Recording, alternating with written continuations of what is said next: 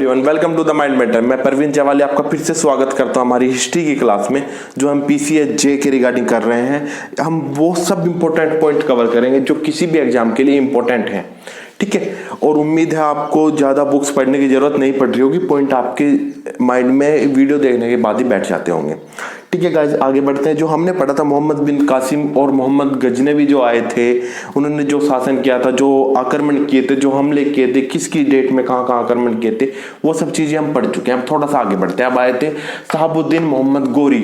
शहाबुद्दीन मोहम्मद गोरी के और गजनवी के आक्रमण में कुछ डिफरेंट था।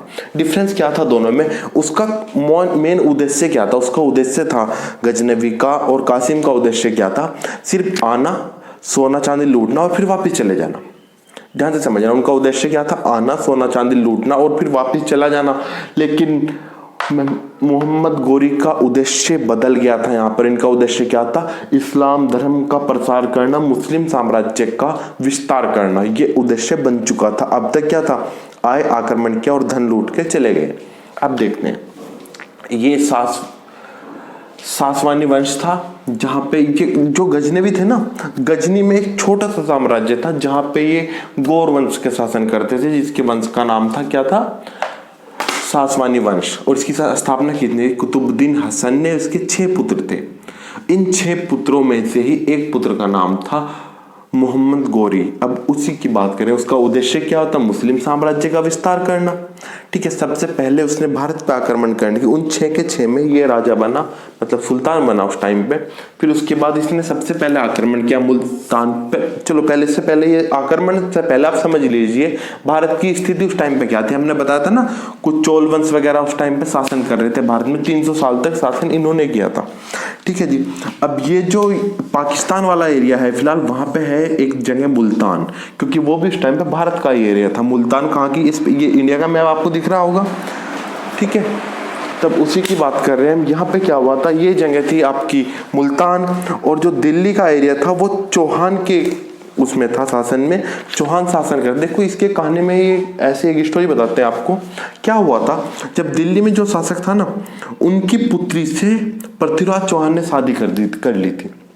अब मैं नहीं कहता कि शादी कराई गई थी, क्योंकि कुछ साक्ष्य ऐसे मिले कि उन्हें जबरदस्त शादी की थी, उससे प्रेम विवाह किया था या कब्जा करके शादी की गई थी। तो उसके बाद इन्होंने, दिल्ली के जो शासक थे, उन्होंने अपना उत्तराधिकारी भी पृथ्वीराज चौहान को ही एक तरह से बना दिया गया था। और ये दिल्ली और ये जो हमारा एरिया था, इन दोनों पे शासन किसका था? अजमेर वाला एरिया राजस्थान का, दोनों पे शासन चौहान वंश का था। और ये एरिया था आपका कन्नौज। कन्नौज पे कौन शासन करते? गढ़वाल वंश, जहाँ पे राजा जयचंद थे।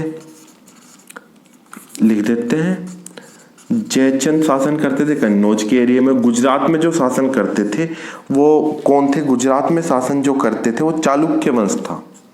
कौन सा? चालुक्य वंश। और इनके जो राजा थे भीम सेकंड, और उनके फादर एक्सपायर हो गए थे। जो इनकी मदर थी इनकी माता जी नाइक देवी। और ये क्योंकि ये बालक ही था उस टाइम पे, ये ज्यादा मेच्योर नहीं हुआ था, तो इसके साथ शासक इसकी माता करती थी नाइक देवी, ठीक है। अब समझते हैं। सबसे पहले मुल्तान पे आक्रमण किया इसने, और मुल्तान को 1175 में जीत लिया। सबसे पहला आक्रमण गोरी का कहां पे था? मुल्तान शासक राज्य पे था, और मुल्तान को मोहम्मद गोरी ने जीत लिया। उसके बाद मोहम्मद गोरी को ये लगा कि अब ये शासक कर सकता है, यहाँ से जीत लिया तो पूरे भारत को आहिस्ता आहिस्ता जीत लेगा। तो अचानक से उसके 3 साल बाद इसने गुजरात पे आक्रमण किया, जहाँ पे भीमद्रित्य व उसकी माता नाइक शासक कर रहे थे, और इन्होंने अपनी सूझबूझ से, अपने आक्रमण नीति से इसको हरा दिया। पहला 1175 में आक्रमण किया, जीत गया मुल्तान। फिर थोड़ा आगे बढ़ा, गुजरात पड़ता है, सोचा गुजरात को जीत लेते हैं। पहले गुजरात को जीतने की कोशिश में ये हार गया। अब यहाँ पे ये हारने के बाद इसने कोशिश की कुछ और जीतने की और अपनी रणनीति बढ़ाने की। ध्यान से सुनना, क्या कोशिश ने हरा था इसको? सबसे पहले भीमद्रित्य ने इसको हरा दिया था, ठीक है जी। उसके बाद थोड़ा सा आगे बढ़ते हैं हम। यहां तक समझ आ रहा है? फिर इसने बोला कि मैं तो अजमेर पे शासन करूंगा। पहले अजमेर मतलब चौहान वंश पे, पृथ्वीराज चौहान पे इसने आक्रमण किया, जिसको बोला जाता है तराइन का पहला युद्ध। तराइन में 2 युद्ध हुए हैं। दोनों युद्ध किसके बीच में? पृथ्वीराज चौहान और मोहम्मद गोरी के। पहले 1191 में 1191 में इसने आक्रमण किया, जिसमें पृथ्वीराज चौहान ने इसको हरा दिया। पृथ्वीराज चौहान ने इसको हरा दिया क्योंकि पृथ्वीराज चौहान के साथ दिल्ली की सेना थी और कुछ कन्नौज के शासक भी, छोटे छोटे राज्य जो इसका साथ दे रहे थे। उसके बाद पृथ्वीराज चौहान को लगा कि ठीक है, अब हमने इसको हरा दिया, अब वो दोबारा नहीं आएगा, क्योंकि पृथ्वीराज चौहान यहाँ जीत गए थे। लेकिन ये वापस गया और 1 साल तक तैयारी की और दोबारा आक्रमण किया। उस टाइम पर कन्नौज ने इसका साथ नहीं दिया। ठीक है, जब दूसरा आक्रमण किया 1 साल बाद 1192 में तराइन का दूसरा युद्ध हुआ। ध्यान रखना, तराइन का युद्ध पूछा जाता है, पहला कब हुआ, दूसरा कब हुआ और किस किस के बीच में हुआ, किस युद्ध में पृथ्वीराज चौहान जीते थे और किस युद्ध में हारे थे। ये आपके एग्जाम में क्वेश्चन बहुत बार पूछे जाते हैं। ठीक है, समझ आ रहा है जी। उसके बाद क्योंकि और जब इसने दूसरा आक्रमण किया, इसके सेनापति थे कुतुबुद्दीन ऐबक और बख्तियार खिलजी। ध्यान रखिएगा, दोनों के नाम कुतुबुद्दीन ऐबक और बख्तियार खिलजी, क्योंकि यही गुलाम वंश की नींव रखेगा कुतुबुद्दीन ऐबक। ठीक है जी। फिर इल्तुतमिश, रजिया खान, बलबन वगैरह सब इसी के शासनकाल में आने वाले हैं आगे। पहले शासनकाल में पहले क्या हुआ, ये जीत गया, पृथ्वीराज चौहान गौरी को हरा दिया। सबसे पहले हरा था भीमद्वितीय ने, उसके बाद हरा 1191 में पृथ्वीराज चौहान ने। दूसरा जब इसने आक्रमण किया, क्योंकि पृथ्वीराज चौहान को लगा था आक्रमण नहीं होगा, उसने रणनीति नहीं बना पाया था इतने उससे, लेकिन ये तैयारी में लगा था कि दूसरा आक्रमण करूंगा। आक्रमण किया तो इसने अजमेर और दिल्ली को जीत लिया। मतलब ये पूरा एरिया किसके हाथ में आ गया था, मोहम्मद गौरी के हाथ में। तो एक तरह से दिल्ली जो केंद्र हुआ करता था भारत का उस टाइम पे, तो उस पे शासन किसका हो गया, मोहम्मद गौरी का। तो मतलब ये यहाँ पे क्या हुआ था, यहाँ पे मुस्लिम साम्राज्य की स्थापना हो गई, मुस्लिम सत्ता की स्थापना हो गई थी। कब, जब उसने दूसरा तराइन का युद्ध लड़ा था। उसके बाद उसके 2 साल बाद 1994 में इसने चंदावर का युद्ध लड़ा। चंदावर का युद्ध किसके बीच हुआ था, जयचंद के बीच और पृथ्वीराज चौहान के, जयचंद और गौरी के बीच। पृथ्वीराज चौहान तो दूसरे युद्ध के बाद मारा गया था। कुछ लोग ये कहते हैं, देखो यहाँ पे 2 थ्योरी आती हैं, कुछ कहते हैं युद्ध में मारा गया था, कुछ कहते हैं बंदी बना लिया था। और जो चंद्र बरदाई की लिखी हुई है ना पृथ्वीराज रासो, उसमें कुछ ऐसा लिखा गया है कि मोहम्मद गौरी ने इसको पृथ्वीराज चौहान को हराने के बाद 92 वाले युद्ध में, तराइन के दूसरे युद्ध में हराने के बाद बंदी बना लिया, तो उसकी आंखें निकाल ली थी, मतलब उसकी दोनों आंखें फोड़ दी गई थी। उसके बाद उसको एक तरह से बंदी रखा गया।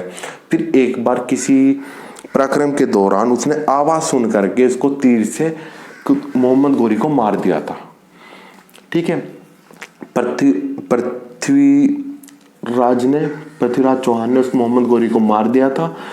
ठीक है, चंद्र बरदाई द्वारा लिखे गए पृथ्वीराज रासों में ये लिखा गया कि उसको तीर से मार दिया था। लेकिन कुछ इतिहासकारों ने लिखा गया है कि इसको मारा नहीं था, ये बाद में जब यहाँ से वापिस जा रहा तब इसके एक जनजाति ने आक्रमण किया और इसको वहां पे इसको मार दिया गया था। ठीक है, तो इसमें थोड़ा सा मतभेद है भी विद्वानों के बीच। अब बढ़ते हैं 1194 में चंदावर का युद्ध लड़ा जयचंद और मोहम्मद गौरी के बीच, और यहाँ पे मोहम्मद गौरी जीत गया और पूरे भारत पे एक तरह शासन किसका हो गया था, मोहम्मद गौरी का। मुस्लिम साम्राज्य की स्थापना हो गई थी पूरी तरह से। और ये युद्ध जीतने के बाद उसने क्या चलाया, उसने सिक्के चलाए ने। जिन सिक्कों पे क्या होता था, मतलब इसे अपनी स्थापना भी करनी थी, देश को मुस्लिम साम्राज्य का विस्तार भी करना था। तो इसने क्या किया, जो सिक्के चलाए उसमें एक साइड पे लक्ष्मी की मूर्ति थी। किसकी मूर्ति थी, लक्ष्मी की। और एक साइड पे क्या लिखा गया था, कलमा लिखा गया था। एक साइड में कलमा, एक साइड पे लक्ष्मी की मूर्ति, ताकि ये संदेश मिले कि जो शासक है ये हिंदू और मुस्लिम सबके लिए है, मतलब सबको एक साथ लेकर चलने वाला शासक है। समझ आ रहा है। और उसके बाद 1206 ईस्वी में जब ये वापस जा रहा था, वापस जाते एक जनजाति ने इसके ऊपर आक्रमण किया। वापस कब जा रहा था, वापस अपने आप नहीं गया था, वापस गया था इस तरह से, ये अपना जो शासक था, जो साम्राज्य जीते गए थे, वहां अपने सेनापतियों को, अपने गुलामों को वहां का शासक बना करके, वहां के राज्य स्थापना करके, उनका राज्याभिषेक करके फिर वापस जा रहा था कि आप शासन करो, मैं धन वगैरह लेके मैं अपने वापस जा रहा हूँ। ठीक है, समझ आ रहा है जी। दोबारा समझते हैं। सबसे पहला आक्रमण 1175 में किया, मुल्तान पे जीत के गुजरात में आक्रमण किया। 1178 में वहां पे हार गया क्योंकि भीमद्वितीय और नायक देवी ने उसको हरा दिया था। उसके बाद 1191 में उसने आक्रमण किया, कहां पर, अजमेर में पृथ्वीराज चौहान के साथ युद्ध हुआ, पृथ्वीराज चौहान जीत गया। ठीक है। फिर और ये गोरी हार गया, फिर ये वापस गया, 1 साल बाद फिर से आता है 1992 में, 1192 में तराइन का दूसरा युद्ध होता है। तराइन के 2 युद्ध हुए हैं, 1191 और 92। दूसरे युद्ध में जीत जाता है, पृथ्वीराज चौहान को मार देता है, बंदी बना लेता है। फिर इसके बाद 94 में इसने आक्रमण किया था, कहाँ पे, कन्नौज पे। किसके साथ युद्ध हुआ? जयचंद के साथ युद्ध हुआ, और जहाँ पे फिर से ये जीत गया और जयचंद को बंदी बना लिया गया, मार दिया गया। उसके बाद से सिक्के चलाए जिन पे क्वेश्चन आता है सिक्के किसने चलाए थे, या फिर इसके सिक्के पे किसकी मूर्ति थी। सब सोचते हैं कि मुस्लिम शासक था तो लक्ष्मी जी की मूर्ति का कोई मतलब नहीं बनता, लेकिन यही क्वेश्चन इसलिए कंफ्यूज करता है आप लोगों को, तो इसको याद रखिएगा कि इसकी मूर्ति लक्ष्मी की मूर्ति थी और 1206 में इसकी मृत्यु हो गई थी। समझ आ गया आप लोगों को? उम्मीद है वीडियो आपको पसंद आई होगी। मिलते हैं नेक्स्ट क्लास में। और जिसने हमारा टेलीग्राम चैनल ज्वाइन नहीं किया, डिस्क्रिप्शन ग्रुप में आपको लिंक मिल जाएगा, आप उसको ज्वाइन कर लीजिए। और वहाँ पे आपको टेस्ट वगैरह भी डेली मिलेंगे। दिन में 3 टेस्ट होते हैं जो क्विज की तरह से होते हैं। मुश्किल से मुश्किल आपको 10 मिनट लगेंगे टेस्ट करने में, और आपको मैक्सिमम नॉलेज उससे मिलेगी। आप अपने आप को सेल्फ एनालाइज कर सकते हैं, आपकी तैयारी कितनी है कितनी नहीं है, कौन से पॉइंट आपके वीक है कौन से कमजोर है। ठीक है, वो चीज़ें आपको उसमें मिल जाएगी।